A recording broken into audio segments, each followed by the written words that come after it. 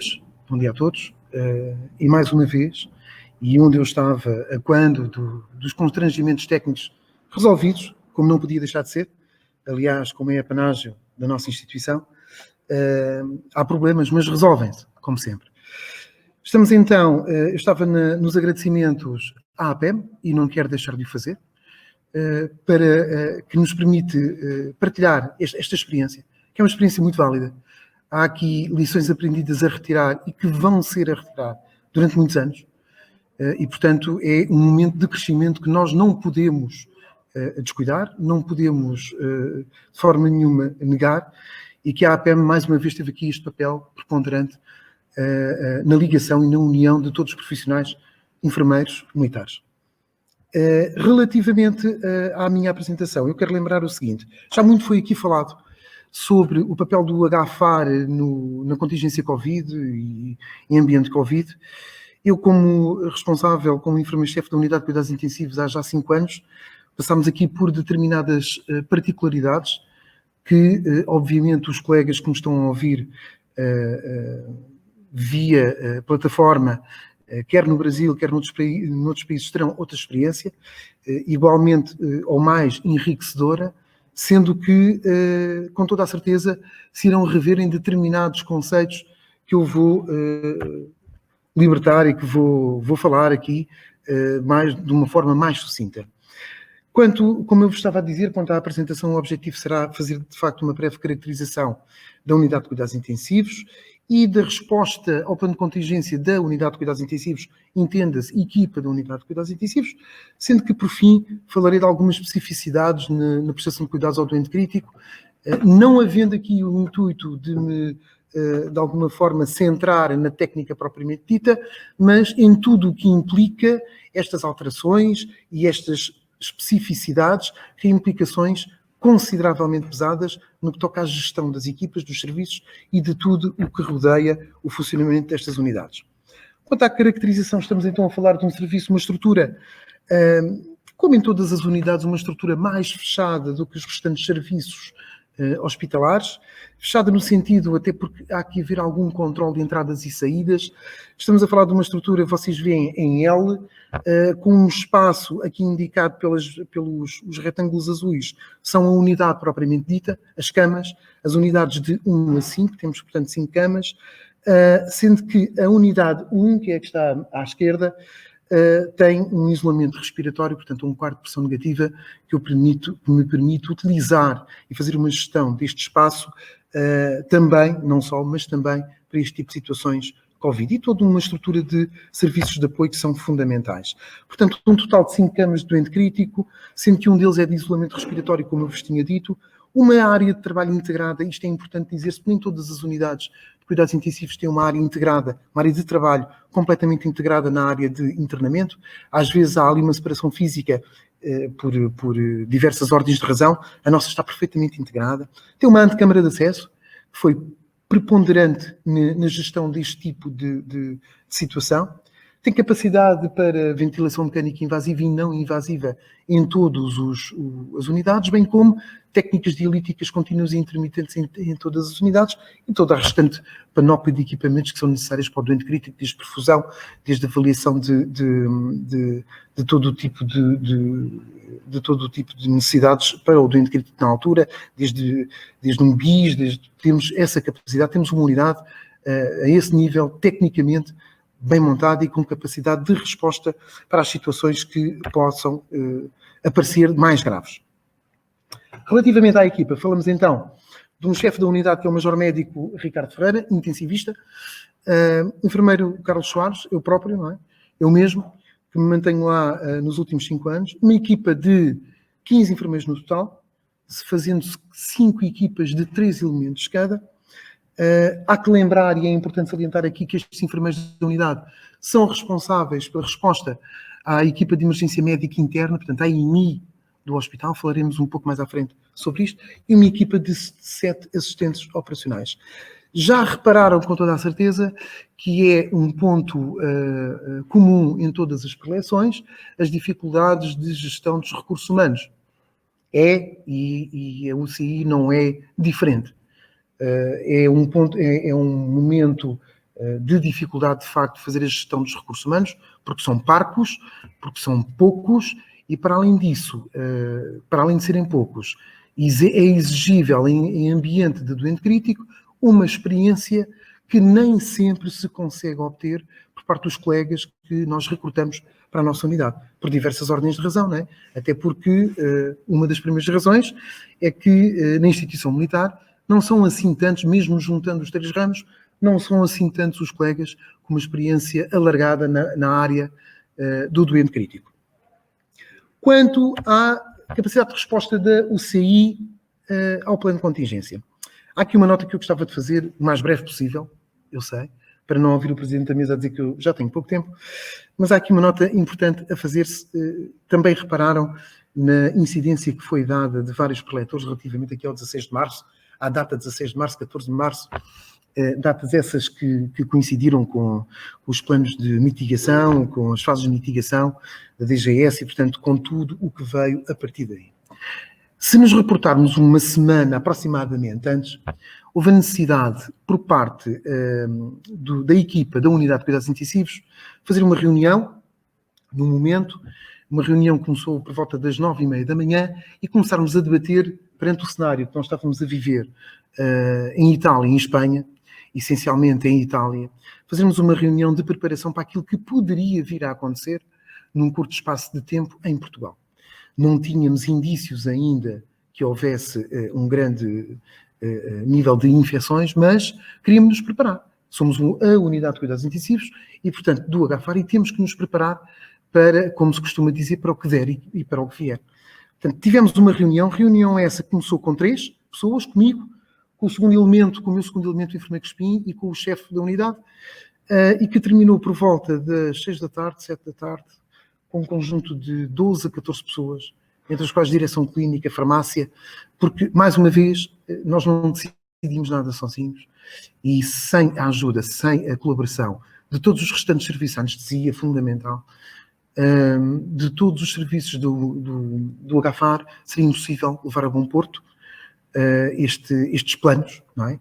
E termos uma capacidade de resposta para aquilo que estávamos a prever. Portanto, a partir do momento em que entramos, esta reunião previamente à fase de mitigação, foi também a partir daqui que nasceram as células de resposta e, portanto, foi uma ajuda excelente, porque de outra forma seria impossível darmos resposta a tudo, obviamente, e já com as células em pleno funcionamento, já com todos os contactos feitos com os vários ramos, com os 3 ramos das Forças Armadas, iniciou-se então, de facto, a operacionalização de todos os planos, nomeadamente o envolvimento da equipa para o plano de contingência específico, o envolvimento dos restantes serviços, a elaboração de protocolos que já estavam a ser desenhados e que tivemos aqui também a ajuda, não só de outros serviços, mas também da Sociedade Portuguesa de Cuidados Intensivos, que sempre foi uma instituição que respondeu atempadamente àquilo que são as necessidades e consegue prever quais são as necessidades das unidades de cuidados intensivos para o meio que se está a viver. A reformulação e adequação dos circuitos existentes no hospital, também já foi aqui falado, a operacionalização dos circuitos, o reforço dos equipamentos de proteção individual e dos dispositivos médicos. Quero aqui fazer mais um alerta e um agradecimento. Um alerta para o trabalho desenvolvido pelo Serviço de Aprovisionamento do HFAR, um agradecimento também para eles, porque com todas as dificuldades técnico-legais, com aquilo que já foi dito aqui anteriormente, com a quantidade de gente pelo camarada Lourenço, com a quantidade de gente de instituições que iam ao mercado, todos à procura dos mesmos dispositivos médicos, foi extremamente difícil encontrarmos. Não tínhamos, de facto, uma reserva estratégica, é fundamental essa reserva estratégica, mas a pouca reserva que tínhamos deu para sobrevivermos durante um determinado período de tempo e deu para conseguirmos, com o trabalho do Serviço de Aprovisionamento, irmos tendo quer os EPIs, quer os dispositivos médicos necessários a dar resposta às situações que se iam apresentando. E a operacionalização também, por último, do trabalho da equipa de enfermagem e de assistentes operacionais em modalidade de corte, algo que também é defendido pela Sociedade Portuguesa de Cuidados Intensivos, mas que nós já tínhamos implementado inicialmente, que eu posso falar um pouco mais à frente como é que se operacionalizou isso. Também E vocês compreendem, há pouco falei-vos de uma antecâmara na unidade, percebem que a unidade foi considerada a unidade de Covid. Portanto, era aqui que nós íamos receber doentes Covid. Doente crítico Covid seria aqui. Um doente crítico Covid é um doente que, para além de estar ventilado, para além de haver um sério risco de aerosolização e, portanto, contaminação dos profissionais, tem que haver um reforço das medidas de proteção de todos os profissionais, mas compreendem que envergar um EPI completo para uma unidade de cuidados intensivos durante 8 horas não é propriamente fácil. E, portanto, isto foi testado, isto foi retestado, foram mudados vários EPIs e chegou-se à conclusão que, de facto, à semelhança daquilo que era feito noutras instituições, era necessário haver uma maior rotatividade por parte das equipas. Era necessário também, à medida que eu tinha enfermeiros dentro da unidade na prestação de cuidados, ter sempre um enfermeiro, pelo menos cá fora, livre para o que fosse necessário, nomeadamente para atender uma situação de DMI, em que eu não podia ter um enfermeiro que saísse, que se desequipasse à pressa, com o risco de projeção de partículas e de contaminação de todos os presentes para ir atender uma EMI. Isto não pode acontecer, obviamente, e portanto isto implica um reforço dos recursos humanos. Estão a ver que eu vou bater na mesma tecla, obviamente, não é? Já me estou a preparar, é óbvio que foi um grande constrangimento. Para além disso, a adequação, também já aqui falado, da unidade da pressão negativa, da unidade de recovery do bloco central. Quero lembrar que no momento-chave da fase de mitigação e das reuniões que nós, a direção aqui do HFAR e das células fizemos, eu fiquei como responsável das 4 unidades, quer da minha, quer das restantes 3, e da gestão da equipa de enfermagem e de assistentes operacionais destas unidades. Escusado será dizer que a grande maioria dos colegas não tinham experiência em cuidados intensivos e, portanto, a ginástica que foi feita foi tirar elementos da minha equipa para reforçar outras equipas de outros serviços, ficando em stand-by à espera para ver se era necessário abrir ou não. Para além disso, o enquadramento de todos os novos profissionais, mais uma vez, a minha preleção é uma preleção de experiências, mas também de agradecimentos. Não quero deixar de agradecer, obviamente, à Marinha, ao Exército e à Força Aérea, que no momento-chave enviaram para cá estes elementos, uma quantidade de enfermeiros, alguns no ativo, muitos no ativo, a grande maioria deles, uma pequena parte deles na reserva, a grande maioria no ativo, uma pequena parte deles na reserva que ajudaram, tiveram um papel preponderante, alguns deles na reserva que tinham experiência em cuidados intensivos, fundamental, e portanto, mais uma vez uma palavra de agradecimento aos 3 ramos e às FIAs da saúde que agilizaram todo este processo para nós conseguirmos dar resposta àquilo que viesse. Nós estávamos à espera. Estávamos a dizer, então, o enquadramento destes colegas que vieram, que não tinham experiência e que teve que ser dada formação, e que o CEF teve aqui, o nosso Serviço de Educação de Ensino, Formação e Treino, teve um papel preponderante na formação destes militares, destes profissionais, no enquadramento, principalmente naqueles que iam desempenhar funções na urgência ou na unidade de cuidados intensivos, foi fundamental esse trabalho.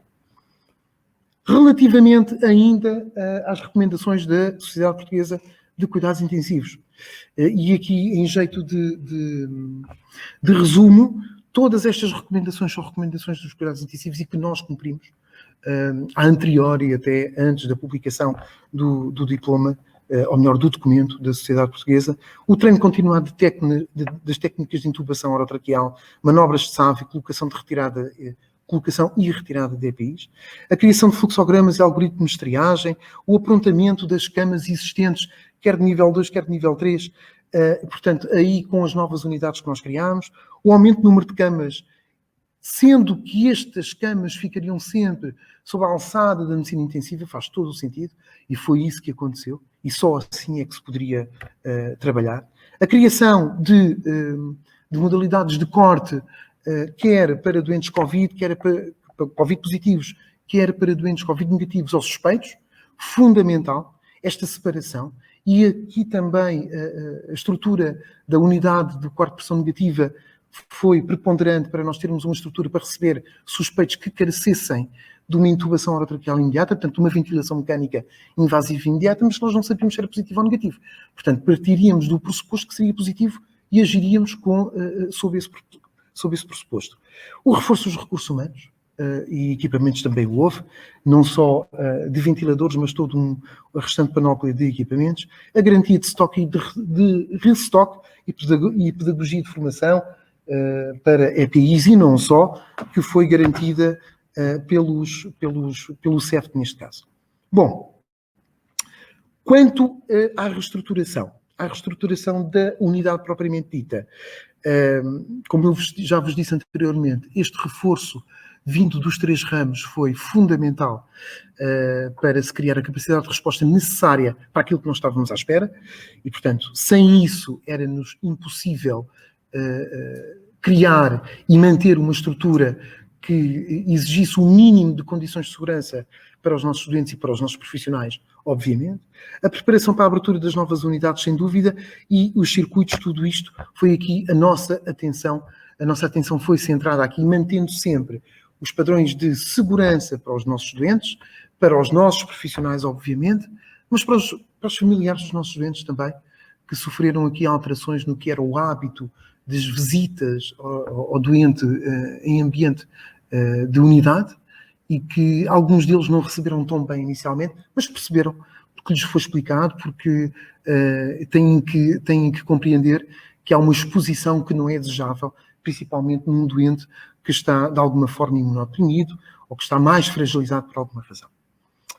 Relativamente, e se nos reportarmos ao período de 1 de janeiro a 15 de setembro, tivemos então um total, e vocês veem para os colegas que nos estão a ouvir de Itália ou de Espanha, muito aquém daquilo que eles viveram. Tivemos um total de 6 doentes internados, Covid positivos, em unidade, obviamente, em unidade, porque fora da unidade tivemos mais. Em unidade, tivemos 6 doentes, com uma média de idades de 59,5 anos, sendo que a média de dias de internamento rondou os 12 dias de internamento, sendo um internamento mais curto de 2 dias e o mais longo de 28 dias. Aqui um gráfico exemplificativo daquilo que eu vos estive a dizer, sendo que também gostaria de salientar que de todos estes doentes houve um óbito.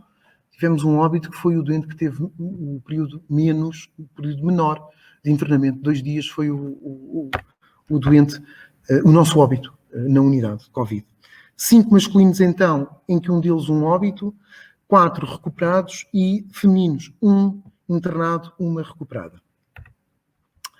Para terminar, e falando de algumas especificidades, não especificidades técnicas, como eu vos estava a dizer, mas algumas especificidades que nos fazem pensar na gestão e no esforço que tem que ser feito para gerir este tipo de unidades e de equipas. Falamos inicialmente dos EPIs, obviamente. A quantidade de equipamentos de proteção individual é considerável, considerando a necessidade, o risco de contágio e a quantidade de tempo de exposição em ambiente de unidade e, portanto, há uma panóplia de EPIs que têm que ser envergados. Estamos a falar, eu dou-vos aquele exemplo daquela foto. Aquele fato é um fato impermeável. Portanto, vocês imaginem trabalhar na unidade durante 8 horas com um fato impermeável com a temperatura de 26 graus. Basta isto. Para vocês perceberem, estamos a falar em abril, refiro-me a abril, maio, junho, e durante este período de tempo é extenuante. E, portanto, daí a necessidade, até porque temos que considerar, não é só dizermos que é cansativo, é considerarmos que o profissional, a determinada altura, não tem a mesma capacidade de raciocínio, não tem a mesma capacidade de resposta imediata que teria quando está a trabalhar há 2 horas. Não é a mesma coisa. Portanto, o conjunto EPI extenso e tecnicamente exigente para envergar para colocação e remoção, o consumo de meios e de tempo para a colocação e remoção, obviamente o consumo de materiais que é feito nas entradas e saídas é um consumo de equipamentos considerável, muito acima daquilo que nós estávamos à espera, e a necessidade de substituições mais frequentes dos colegas que estão lá dentro, de rotatividade de profissionais e, portanto, necessária aumentar o número de equipas. O nosso objetivo primordial durante todo este período é minimizar o risco de contágio da equipa, obviamente, visitas não há em período de Covid, em ambiente de cuidados intensivos, sendo que arranjamos estratégias para ultrapassar isto, principalmente quando estamos a falar de pessoas relativamente novas no ativo, que têm filhos, que os filhos são pequeninos e que estão à espera, então, mas o meu pai está internado há tanto tempo, eu não o vejo, será que eu o posso ver? E conseguimos contornar. O Agafar teve um papel exemplar a ultrapassar este tipo de constrangimentos, e a motivação de toda a minha equipa também, obviamente, em ultrapassar estes constrangimentos, e arranja-se um telefone, e arranja-se um tablet para se falar, mais que não seja via plataformas eletrónicas, para o pai falar com o filho, com a mulher, com os pais, inclusivamente, e, portanto, atenuar aqui um bocadinho esta questão do internamento prolongado, porque existe, e, de facto, são internamentos prolongados nestas situações. Estávamos a dizer também, na técnica de colocação e de remoção dos EPIs, obviamente, tem que estar um segundo elemento presente para confirmar se é tudo feito como é indicado pelo normativo, obviamente, e, portanto, minimizando assim o risco. O cumprimento das regras de desinfecção do ambiente têm que ser vigiadas e têm que ser confirmadas, e tem que se insistir perentoriamente com este tipo de medidas, obviamente, para não corrermos riscos. A redução de todas as manobras ou procedimentos que possam originar aerosolização e, portanto, aumento de risco. Aqui dou-vos um pequeno exemplo do que é o kit de utilização em unidade de cuidados intensivos, desde o fato de proteção às toucas, e não só a técnica de colocação, mas de remoção. E por ordem, obviamente, porque a ordem tem que ser mantida. Porque a partir do momento em que eu vou retirar, se eu coloco mal um determinado EPI, quando eu vou retirar mal. E vou-me expor. Ou vou-me expor a mim, ou vou expor terceiros. E isto é facilmente compreensível. É evidente para uma pessoa que não está habituada a trabalhar neste âmbito, nesta área. É um choque e carece de formação. E a formação leva tempo, logicamente.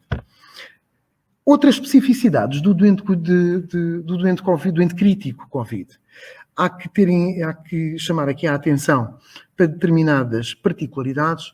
Eu não sei se estão despertos para esta situação. Os camaradas que estão mais ligados à emergência médica e que têm esta experiência, sem dúvida que o estarão. Outros não tanto, com toda a certeza, mas é sabido que a colocação do doente em decúbito ventral por longos períodos, de 6 a 12 horas, é uma mais-valia na recuperação ventilatória deste doente, na recuperação não só ventilatória essencialmente, obviamente, mas também a nível nutricional.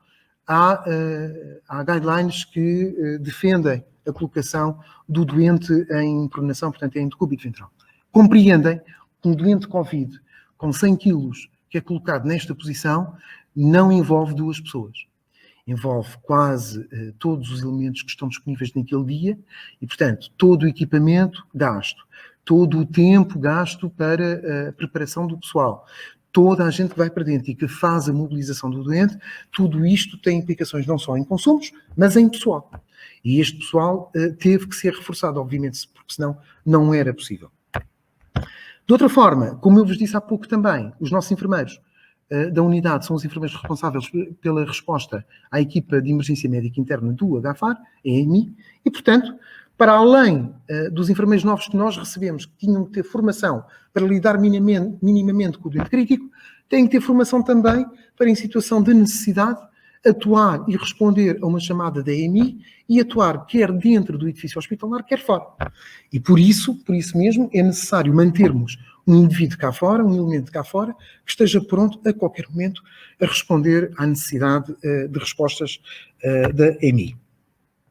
Outras guidelines que surgiram, e o colega que está connosco, o enfermeiro Rui, do INEM, falará de uma forma mais consubstanciada, com toda a certeza, do que eu, de várias guidelines, inclusivamente emanadas pelo INEM e pelo Comitê Europeu de Reanimação, relativamente à abordagem do doente crítico e, principalmente, quando em ventral.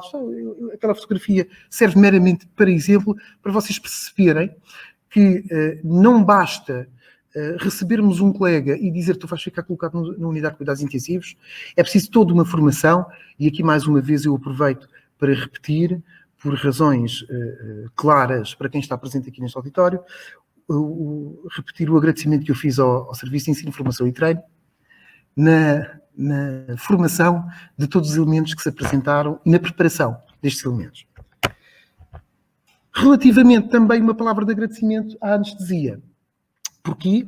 Porque, de acordo com as recomendações da Sociedade Portuguesa de Cuidados Intensivos, a intubação orotraqueal tem que ser feita pelo elemento mais experiente, e isso foi feito desde o início por nós na unidade, sendo que tem que haver proteção de gotículas, de contacto e de via aérea, obviamente. Tem que haver alguns pormenores, uma pré-oxigenação do doente, mas sem recurso à insuflação manual, com o apoio sempre do videolaringoscópio, também para evitar tentativas sem sucesso e, portanto, o risco de aerosolização e de contágio da equipa. Alguns pormenores no clamp do tubo orotraqueal. Portanto, tudo isto, vocês percebem, foi um papel desempenhado, não só pelo Serviço de Ensino, Formação e Treino, mas também pelo meu segundo elemento, que esteve permanentemente a fazer esta formação a quem ia integrar as nossas equipas. E tem que estar despertos para estes pormenores. Okay? Tudo isto, todas estas medidas são medidas que diminuem o risco de contaminação e aqui, de facto, o Serviço de Anestesia, mais uma vez, do HFARPL, teve um papel preponderante no controle de toda esta situação. Bom, terminando, Presidente da Mesa, calculo que não esteja muito longe, já estava com uma cara feia, mas penso que não estava muito longe. Quero aqui, fazendo aquilo que é atualmente a moda das análises SWOT, por aí fora, não é? Mas de uma forma mais simples, elencar aqui algumas particularidades. Alguns constrangimentos, sem dúvida, mas não deixar de falar na força, nos pontos fortes que são fundamentais. Constrangimentos, eu disse de início, e mantenho. Os recursos humanos foi, de facto, um constrangimento. Foi um constrangimento ter a necessidade de abrir 4 unidades. Foi um constrangimento criar 4 unidades e construir equipas. E o camarada Borges está aqui, que não me deixa mentir. Criar equipas minimamente equilibradas para que estas unidades funcionassem. No caso de ser necessário, obviamente. Criar modalidades de corte Covid, não Covid e suspeitos. Fundamental, isto. Haver esta separação. A expectativa foi um grande constrangimento. A expectativa perante um potencial cenário que seria catastrófico. E eu quero vos dizer, eu sou da opinião que os camaradas que estão comigo nesta mesa serão da mesma opinião com toda a certeza. O INEM estaria preparado minimamente para receber, para receber algumas situações de maior intensidade, mas eles próprios com toda a certeza, não sei se o camarada Rui subscreve, mas eles próprios com toda a certeza estariam na expectativa o que é que virá aí. Porque o que nós tínhamos presente era as notícias que tínhamos de Itália e de Espanha, obviamente. E a colega, a senhora enfermeira Cristina, da Cruz Vermelha, precisamente a mesma situação, sendo que a Cruz Vermelha tem a valência das missões e, portanto, teria, com certeza, uma sensibilidade e um conhecimento daquilo que se estava a passar lá fora um bocadinho mais aprofundado, se calhar, do que nós. E, portanto, a apreensão, eu calculo que ela não estaria completamente descansada, nem nós, obviamente. Portanto, esta expectativa foi, de facto, um grande constrangimento, gerir esta expectativa dia a dia, como o camarada Lourenço disse, praticamente dia a dia, e a gestão do absentismo. Lembrem-se que nós recebemos aqui só da Marinha 42, certo? Pires, os camaradas da Marinha não me deixam mentir, 42 colegas, do Exército não tenho o número presente, da Força Aérea 6, salvo erro, não tenho os números presentes. Mas, destes, alguns ficaram doentes. Alguns ficaram em isolamento em casa, alguns ficaram internados. E, portanto, isto fez com que toda a gestão de equipa fosse feita numa base diária. Basicamente diária. E reparem que com 4 unidades não havia outra forma senão uma gestão diária. Antes de terminar, quero só deixar aqui uma pequena frase. É o mote destas apresentações, destes nossos congressos, não é? Deixarmos uma frase para pensar, uma frase de alguém que, não sendo militar, teve um grande papel, e tem um grande papel no desenvolvimento e no estudo dos militares, Winston Churchill, que a determinada altura, num momento de maior crise, diz o seguinte: um pessimista vê dificuldades em momentos que podem ser de oportunidade. Eu sou otimista e vejo uma oportunidade em momentos que são de dificuldade. Portanto, é nestes momentos, e é assim que nós temos que pensar, obviamente, é nestes momentos que nós temos que criar as oportunidades de crescer, é nesta experiência que nós temos que beber para, de alguma forma, conseguirmos responder da melhor forma possível àquilo que possa vir aí, que não sabemos o que é, mas contamos com o apoio, com a motivação da nossa equipa do HFAR, da equipa da UCI em concreto,